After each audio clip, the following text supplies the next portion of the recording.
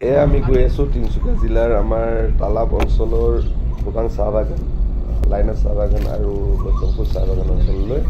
আৰু তাতে বিগত 1-1.5 মাহত প্ৰায় 4জনকৈ বাগানৰ কৰ্মচাৰী লোকক নাহৰফুটুকী বাঘে আক্ৰমণ কৰি কিনে আহত কৰিছে।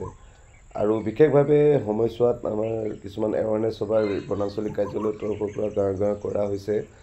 কিন্তু লেওপাৰ্ডসমূহ এতিয়া সংঘাত হোৱাৰ মূল কাৰণ হিচাপে এতিয়া বাৰিষা সময়ত তেওঁলোকে থকা ঠাইসমূহত যিহেতু পানী জমা হৈ গৈ আছে, গতিকে তেওঁলোকে ওখ ঠাইসমূহলৈ পৰিভ্ৰমণ কৰিছে। তেতিয়া আমাৰ মানুহৰ মুখামুখি হোৱাৰ কাৰণেও এনেকুৱা ধৰণৰ সংঘাত হোৱা দেখা যায়। আৰু যেতিয়া খৰালি দিনত যিহেতু পাতবিলাক বাগানবিলাক কলম কৰা হয়, কলম কৰাৰ সময়ত তেওঁলোকৰ হেবিটেটবিলাক কিছু ডিষ্ট্ৰয় হোৱাৰ কাৰণেও আমাৰ লগত সংঘাত হোৱা দেখা যায়। গতিকে এটাই অনুৰোধ জনাওঁ, আপোনালোকে বাগানত বিচৰণ কৰাৰ সময়ত গধূলি সময়ত বিচৰণ কৰাৰ পৰা আঁতৰি থাকিব। সৰু সৰু ল'ৰা ছোৱালী বা জীৱ জন্তুবিলাক সোনকালে ঘৰলৈ লৈ আহিব। গতিকে পৃথিৱীত তেওঁলোক আৰু আমি সকলোৱে একেলগেই জীয়াই থাকিব লাগিব। গতিকে আমি সহবাস কৰি জীয়াই থাকিবলৈ হ'লে সচেতনতাটো আমাৰ মাজত প্ৰয়োজন আছে। গতিকে আমি সকলোৱে একেলগে জীয়াই থাকোঁ, তেওঁলোকৰ ক্ষতি নহওক আৰু তেওঁলোকৰ দ্বাৰা আমাৰো কোনো ধৰণৰ যাতে ক্ষতি নহয়, এইটোৱে আমাৰ কাম্য।